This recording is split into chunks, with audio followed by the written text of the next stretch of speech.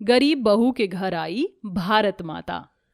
मुबारक हो, आपकी बहू को बेटा हुआ है। भगवान तेरा लाख लाख शुक्र है। मेरी बहू कैसी है, ठीक तो है ना? जी, आप दोनों जाकर उनसे मिल सकते हैं। वैष्णवी देखो, हमारा बेटा कितना प्यारा लग रहा है। मैं इसे अपनी तरह एक फौजी बनाऊंगा। ये भी मेरी तरह हमारे देश की रक्षा करेगा। हाँ बाबा, बना लियो मेरे पोते को अपनी तरह एक फौजी, लेकिन अभी तो ये छोटा है, अभी तो इसकी खेलने कूदने की उम्र है। सरला की बात सुनकर जमशेद और वैष्णवी हंसने लगते हैं। जमशेद एक फौजी होता है जो सरहद पर देश की रक्षा करता है। बच्चे की होने की खुशी में सारा परिवार बहुत खुश होता है, लेकिन सिर्फ कुछ ही दिनों में जमशेद के पास बॉर्डर से कॉल आ जाता है, जिस वजह से जमशेद को बॉर्डर पर जाना पड़ता है। आप अभी तो आए थे और अभी जा रहे हैं। मुझे और मुन्ने को आपकी जरूरत है, प्लीज रुक जाइए। वैष्णवी, मैं एक फौजी हूँ। परिवार वालों से ज्यादा देश को मेरी जरूरत है। मेरी तरह और भी वहां कई फौजी हैं जो अपने परिवार वालों को छोड़कर देश की रक्षा कर रहे हैं, तो मैं कैसे उनका साथ छोड़ दूं? मैं तुमसे वादा करता हूं, मैं जल्दी वापस आऊंगा। अपना, माँ और मुन्ने का ध्यान रखना। इतना कहकर जमशेद अपने परिवार वालों से विदा लेकर बॉर्डर पर जंग लड़ने के लिए चला जाता है। जमशेद को जाता देख वैष्णवी और सरला की आंखों में आंसू होते हैं, लेकिन वो भी इन सारी चीजों को समझते थे, इसलिए वो आगे कुछ नहीं कहते हैं। ऐसे ही समय बीतता रहता है। बॉर्डर पर जंग छिड़ने की वजह से कई फौजी जंग में शहीद हो जाते हैं। बहू, तूने न्यूज़ देखी? बॉर्डर पर अभी तक जंग चल रही है। भगवान करे सब ठीक हो। जी माँ जी, मुझे बहुत डर लग रहा है। न जाने कितने फौजी देश के लिए शहीद हो गए हैं। सरला और वैष्णवी बात कर ही रहे होते हैं कि तभी उनके दरवाजे पर खटखटाने की आवाज आती है। वैष्णवी और सरला जैसे ही दरवाजा खोलते हैं तो उनके सामने दो आर्मी ऑफिसर होते हैं। क्या आप ही हैं वैष्णवी, फौजी जमशेद की पत्नी? जी, लेकिन आप लोग कौन हैं और मेरे पति जमशेद कहाँ हैं? हम फौजी जमशेद के सीनियर आर्मी ऑफिसर हैं। बॉर्डर पर जो जंग चल रही है उसमें कई सैकड़ों फौजी शहीद हो गए। उन्हीं फौजियों में से जमशेद भी हैं, जो देश की रक्षा करते हुए देश के लिए शहीद हो गए। ऑफिसर की बात सुनते ही वैष्णवी के पैरों तले जमीन खिसक जाती है। अपने पति और बेटे को खोने के गम में सरला और वैष्णवी बहुत रोते हैं। जमशेद के अंतिम संस्कार के बाद जब दोनों घर आते हैं, वैष्णवी, जमशेद देश की रक्षा करते हुए देश के लिए शहीद हुआ है। हमें इस बात का मातम नहीं बनाना चाहिए, हमें तो गर्व होना चाहिए जमशेद की बहादुरी पर। माँ जी, आप बिल्कुल ठीक कह रही हैं। उनका सपना था कि हमारा बेटा एक फौजी बने और मैं उनके इस सपने को जरूर पूरा करूंगी। ये सब कहते हुए सरला और वैष्णवी की आंखों में आंसू आ जाते हैं, लेकिन वो जानते थे कि उन्हें जिंदगी तो जीनी ही होगी, इसलिए अब वो धीरे धीरे पहले की तरह अपनी जिंदगी जीना शुरू करते हैं। जमशेद के जाने के बाद कुछ महीने तो सरला और वैष्णवी के ठीक ठाक दिन गुजर जाते हैं, लेकिन अब धीरे धीरे उनके घर में पैसों की कमी होने लगती है। ये क्या, घर खर्च के लिए तो सिर्फ ये 500 रुपए ही बचे हैं। अब इसमें राशन लाएंगे, किराया देंगे या दूध वाले को देंगे। माँ जी, क्यों ना मैं कहीं पर काम करना शुरू कर दूं? नहीं बहू, मुन्ना अभी छोटा है, उसे तेरी जरूरत है। तू काम करते हुए उसे कैसे संभालेगी? एक काम करती हूँ, मैं ही काम ढूंढ लेती हूँ कहीं। माँ जी, ये आप कैसी बातें कर रही हैं? इस उम्र में आप काम करेंगी? उसके अलावा हम और कर ही क्या सकते हैं? कहीं ना कहीं काम तो करना पड़ेगा, वरना ये घर कैसे चलेगा? सरला कई जगह पर काम ढूंढने के लिए जाती है, लेकिन बूढ़े होने की वजह से सरला को कोई भी काम नहीं मिलता है, जिसकी वजह से अब धीरे धीरे ये परेशानी एक बड़ी परेशानी का रूप ले लेती है, जिसके कारण अब घर में राशन की कमी भी होना शुरू हो जाती है। ये क्या, घर में तो खाने के लिए कुछ भी नहीं है और सारा राशन भी खत्म हो गया है। अगर मैंने कुछ खाया नहीं तो मैं मुन्ने को दूध कैसे पिलाऊंगी? क्या हुआ बहू, इतनी परेशान क्यों दिख रही है? घर में राशन खत्म हो गया है, अब मैं क्या खाऊंगी? बिना खाए तो मुन्ने को दूध भी नहीं पिला सकती। मेरे पास तो पैसे भी नहीं है, वरना मैं तेरे खाने के लिए कुछ ले आती। माँ जी, आप फिक्र मत करिए, मैं किराने की दुकान पर जाकर थोड़ा बहुत राशन उधार लेकर आती हूँ। इतना बोलकर वैष्णवी राशन लाने के लिए किराने की दुकान पर चली जाती है, लेकिन पैसे ना होने की वजह से किराने वाला वैष्णवी को राशन देने से मना कर देता है। तुम लोगों पर 3 महीने का उधार चढ़ा हुआ है। अब जब तक तुम लोग मेरे पैसे वापस नहीं करोगे तब तक मैं तुम्हें राशन का एक दाना भी नहीं दूंगा। आप तो हमारे घर की हालातों के बारे में जानते हैं। मैं आपसे वादा करती हूँ, मैं जल्दी ही आपके सारे पैसे लौटा दूंगी। मुन्ने ने सुबह से दूध नहीं पिया है। आप खुद देखिए इसकी हालत कैसी हो रही है। बस कुछ और दिन, फिर मैं आपके सारे पैसे लौटा दूंगी। भगवान के लिए रहम कीजिए हम पर। तुम लोगों का ये रोज रोज का नाटक हो चुका है। इस बार मैं राशन दे रहा हूँ, लेकिन आइंदा बिना पैसे लिए मेरी दुकान पर मत आ जाना। किराने वाला खरी खोटी सुनाकर वैष्णवी को आधे किलो चावल और 1 किलो दाल दे देता है, जिसके बाद वैष्णवी उसे लेकर घर आ जाती है कि तभी वैष्णवी को रास्ते में एक बच्ची दिखती है जो रो रही होती है। बेटा, तुम रो क्यों रही हो? तुम्हारा नाम क्या है? मेरा नाम देवी है। मैंने 2 दिनों से कुछ भी नहीं खाया है, इसलिए भूख की वजह से रोना आ रहा है। तुम्हारे माँ बाप कहाँ हैं? मैं अनाथ हूँ।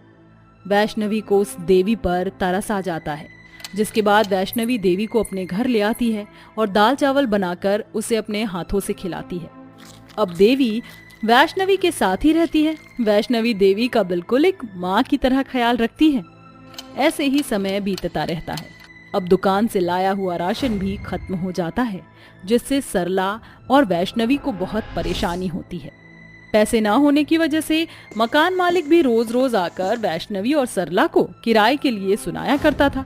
अब वैष्णवी और सरला से ये गरीबी और बेइज्जती झेली नहीं जा रही थी, जिस वजह से अब वैष्णवी और सरला आत्महत्या करने का सोचते हैं।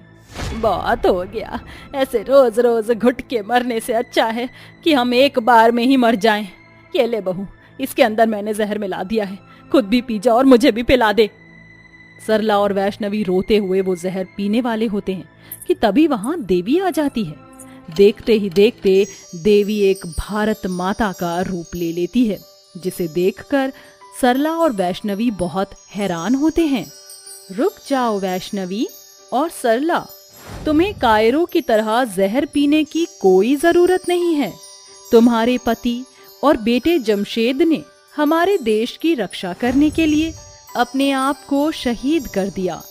इतने बहादुर पति की पत्नी और बेटे की माँ होकर तुम दोनों कायरों की तरह जहर पी रही हो। आप तो जानती हैं ना हमारे घर के क्या हालात हैं। हमारे पास आत्महत्या करने के अलावा और कोई रास्ता नहीं है। जो मेरे देश की रक्षा करता है, मैं भी उसकी रक्षा करती हूँ। इसलिए मैं बच्ची का रूप लेकर तुम्हारे पास आई। पैसे ना होने पर भी तुमने मेरा एक माँ की तरह ख्याल रखा, और मैं तो इस देश की माँ हूँ, और एक माँ अपने बच्चों को कभी भी किसी परेशानी में नहीं देख सकती है। आज के बाद तुम्हारे घर में कभी भी कोई परेशानी नहीं आएगी। भारत माता के इतना कहते ही उनके चरणों में से बहुत सारे सोने के सिक्के निकलते हैं, जिसे देखकर सरला और वैष्णवी बहुत खुश होती हैं। जिसके बाद भारत माता वहां से चली जाती हैं।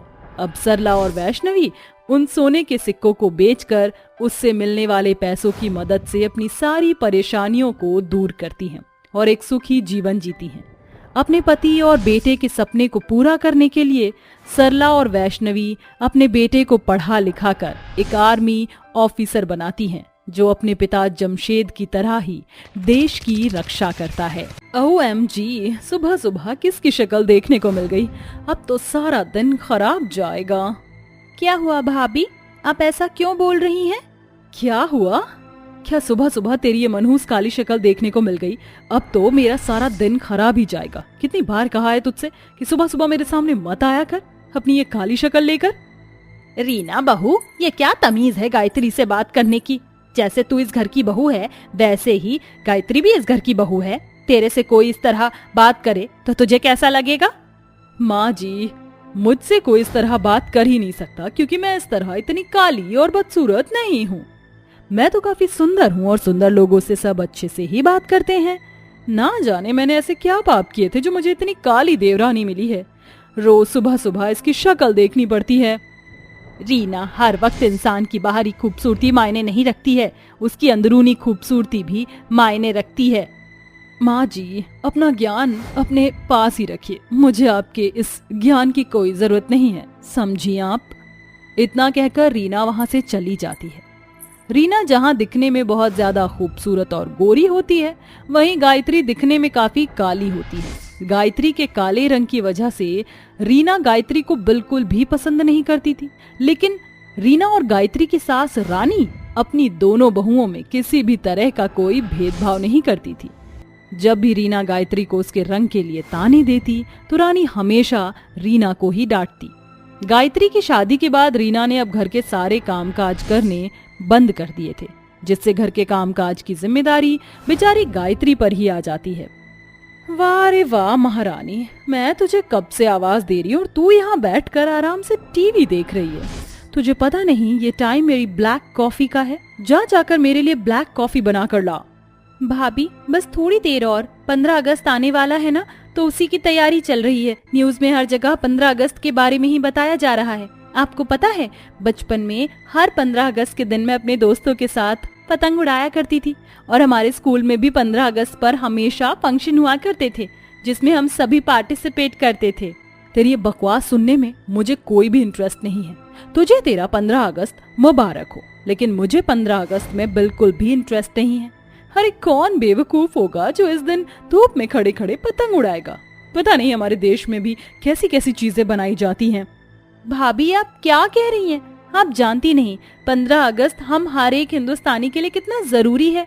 इसी दिन हमारा देश अंग्रेजों के शासन से आजाद हुआ था। इसी दिन हमारे देश को आजादी मिली थी। ये स्वतंत्रता दिवस हम सभी हिंदुस्तानियों के लिए बहुत महत्वपूर्ण दिन होता है। ओफो, अपना भाषण अपने पास रखो।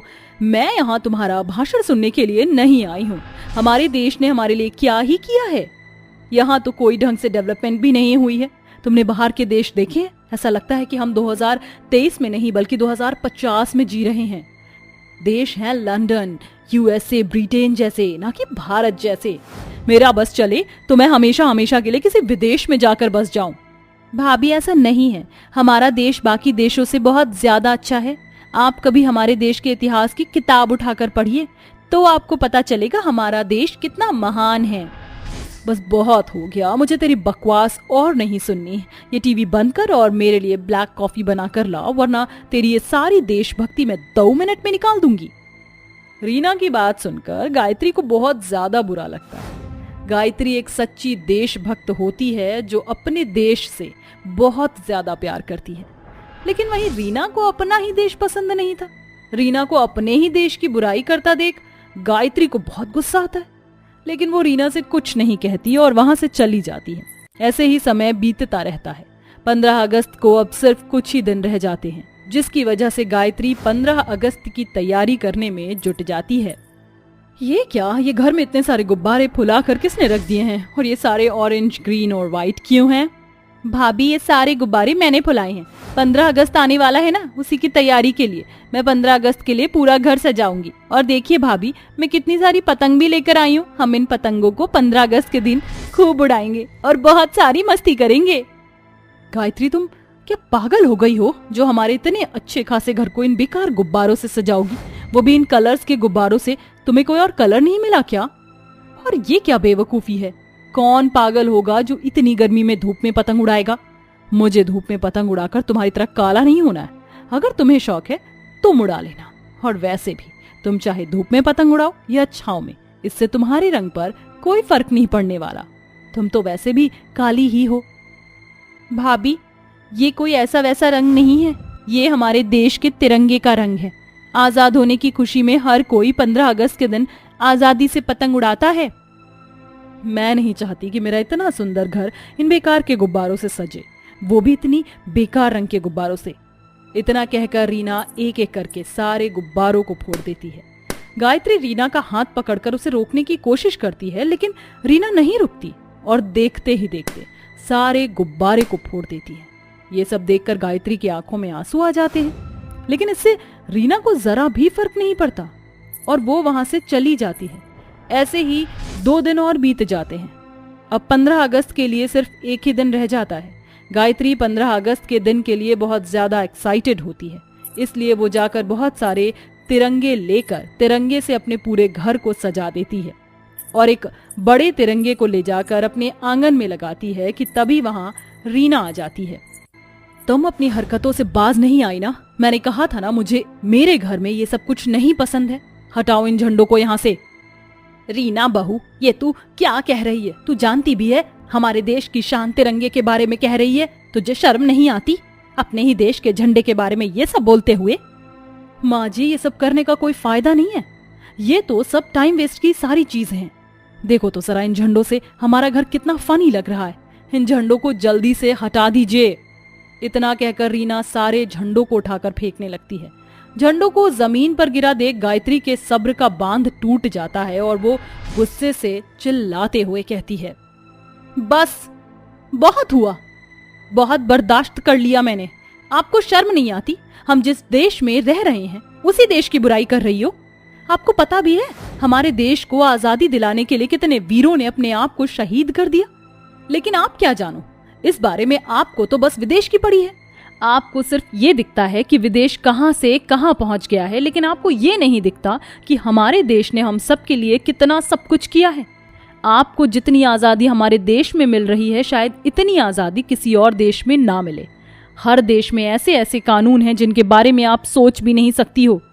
कभी इसके बारे में आप जानना, तब आपको पता चलेगा। और आपकी हिम्मत कैसे हुई कि आप तिरंगे का अपमान करो? इस तिरंगे के लिए लोगों ने क्या क्या किया है, आपको क्या ही पता। अगर आपको हमारे देश से इतनी परेशानी है तो अभी के अभी यहाँ से चली जाओ। आपको जो आजादी मिल रही है वो हमारे देश की वजह से ही मिल रही है। आप जैसे लोगों को यहाँ रहने का कोई भी अधिकार नहीं है, समझिए आप। गायत्री की बात सुनकर रीना को एहसास हो जाता है कि उसने अपने देश और तिरंगे का अपमान करके बहुत बुरा किया। इसलिए रीना अब गायत्री से माफी मांगती है। गायत्री, मुझे माफ कर दो। मुझे हमारे देश और तिरंगे का ऐसा अपमान नहीं करना चाहिए था। मैं तुम्हारी सारी बातें समझ चुकी हूँ। अब मैं दोबारा कभी भी ऐसा कुछ नहीं करूंगी और मैं एक सच्ची देशभक्त बनूंगी। रीना को अपनी गलती का एहसास होता देख गायत्री उसे माफ कर देती है, जिसके बाद अब रीना गायत्री मिलकर एक साथ 15 अगस्त बनाती हैं और एक साथ तिरंगा फहराती हैं।